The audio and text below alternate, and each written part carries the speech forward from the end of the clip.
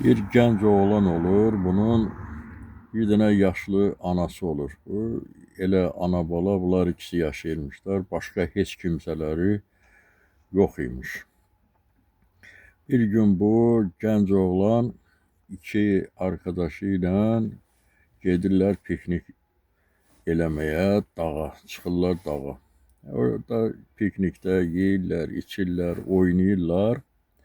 Sonra bu oğlanın tualet lazım olur. Mesela bunlardan biraz aralanır. Gelir bir yere, görür ki orada yumru bir şey var. Biraz torpağı eşəliyir, görür ha. Tez qayıdır yoldaşlarının yanına, deyir ki, bəs yuxarıda belə bir şey var. Bunlar gəlirlər, üçü də torpağı eşirlər, görürlər yumru bir qapaqdır. Bu qapağı qaldırırlar.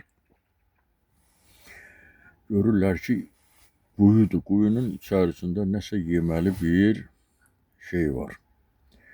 Bunlar hiləgərlik yapırlar. Oğlana deyirlər ki, sən bir bax gör bunun dadına, gör bu nədir? Oğlan da saf qəlbli, təmiz oğlan olur. Baxır dadına, görür ki, bu baldır. Bir baldır bu. Deyirlər, hə, onda nə yaxşı oldu.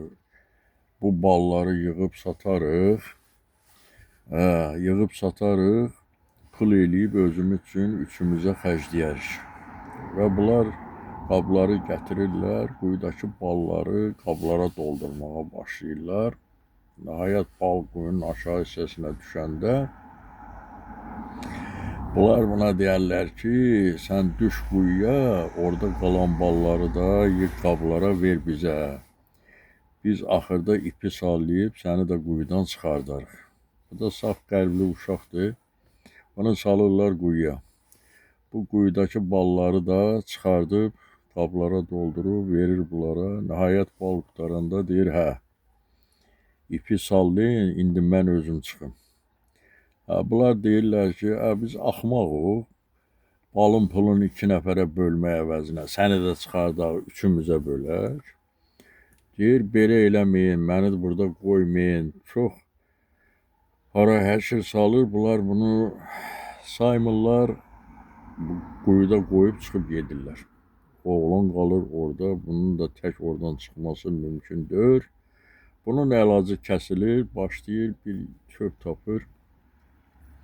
Yerdən quyunda eşələməyə.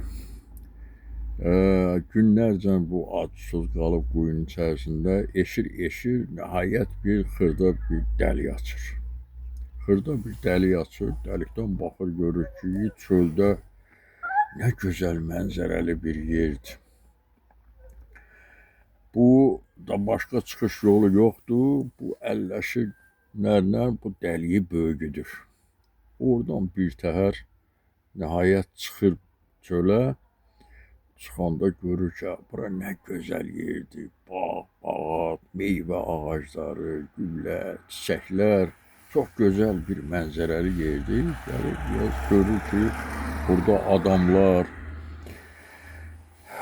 əskərlər, bir taxt var, taxta bir kraliça əyləşib. Bu kraliça da Şahmerandır. Əskərlər bunu tutub gətirirlər Şahmeranın yanına ki, bu adam deyir ki, bu adam kimdir? Mən heç bunu görməmişəm. Deyir ki, belə-belə bu bizi ərazidə gəzəndə bunu görüb gətirdik bura. Şahmeran bundan soruşur, sən kimsən? Bu gənc oğlan bütün başına gələn bəlaları buna danışır. Şahmeran anlayır ki, artıq bunun sonu çatıb. Deyir, hə, sən gəlmişsən bura, artıq burada qalmalısan. Çünki sənin buradan da getməyin qeyri-mümkündür. Sənin buradan getsən, bizim sonumuz çatacaq. Oğlan razılaşır, qalır burada. Bir neçə ay qalandan sonra artıq bu anasın darıxır anasından ötürü. Deyir, bu məsələ burada qalsın, qaydaq onun iki dostlarının yanına, onlar qayıdırlar kəndə, deyirlər ki, bəs oğlan hanı? Deyir ki, bilmirik, onun tualet lazım oldu, getdi, bir də qayıtmadı. Qurtlar yedi, kimə yem oldu, bilmirəm. Bunun nənəsi çox ağlayır, apuf eləyir. Qoca qadın da əlindən nə gələcək, bu hadisə ilə barışmalı olur. Artıq indi bu gənc Şahmeranın yanında darıxmağa başlayır. Deyir ki, mənə izin verginən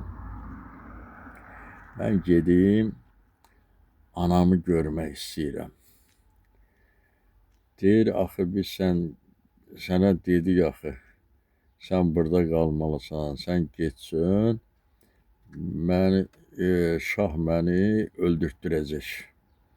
Çünki mən şahın dərmanıyam, şah bir xəstəliyə tutulub. Onun da dərmanı mənəm. Bu andaman eləyir ki, yox, mən heç bir söz demərəm, mənə izin ver gedim. Deyir, sən deməsən də sənə dedizdirəcəklər. Deyir, yox, mən demərəm. Deyir, səni zorla döyüb dedizdirəcəklər. Çünki mənim görən adamın kürəyində işarətlər əmələ gəlir. Onlar səni məcbur edib mənim yerimi öyrənəcəklər. Mən səni elə görən gündən başa düşdüm ki, mənim axırım çatıb. Amma sənə bir söz deyim, bunu yadında saxla. Mənim 3 yerə bölüb 3 qazanda qaynadacaqlar. Başımı bir qazanda, kürəyimi, qarın hissəmi bir qazanda, quyruğumu bir qazanda. Mənim başımın suyunu kim yesə, o çox bilici insan olacaq. Kürəyimlə qarın nahiyəmi isə şahın xəstəliyinin dərmanıdır. Sırtımı da, quyruğumu da zəhərdir. Onu kimə içirsələr, o öləcək. Deyir, sən məni burada bir zirəklik eləsin, onlar sənə başımın suyunu vəzir içəcək, kürəyimlə qarın hissəmin suyunu şah içəcək, quyruq hissəmin də zəhərini sənə içirdəcəklər, səni öldürəcəklər. Amma sən zirəklik eləyib baş suyu ilə quyruq suyunun yerini dəyişdirsən, bununla canını qurtara bilərsən. Nəhayət belə də olur, bu oğlan gəlir, çıxır evlərinə, anası bunu görür, ağlayır, sevinirlər, qucaqlaşıb öpüşürlər. Bu girib qalır evdə, çölə, bayıra çıxmırlar. Artıq şahın xəstəliyi güclənir. Bunlar münəccimlər baxırlar ki, Şahmeranı görən oğlan olub. Ancaq bunu bütün kəndə ələk-vələk eləyirlər, bu adamı tapa bilmirlər. Birisi deyir ki, bir dənə o qoca yaşlı arvadın oğlu var idi, o qalıb.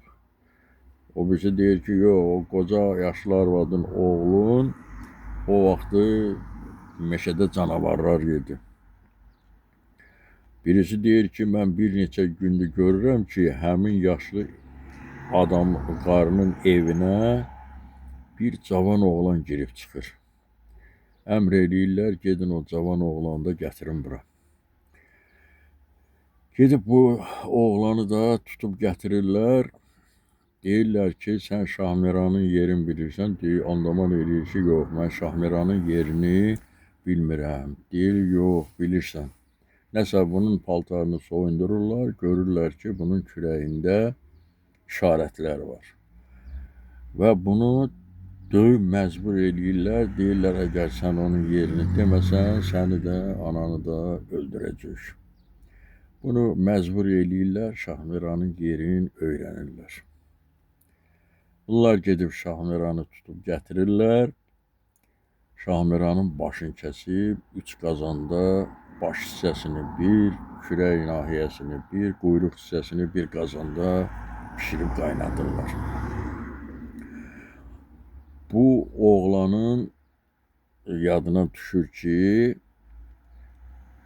bu Şahmeran mənə belə bir söz demişdi, baş suyuna quyruq suyunun yerini dəyişdirir.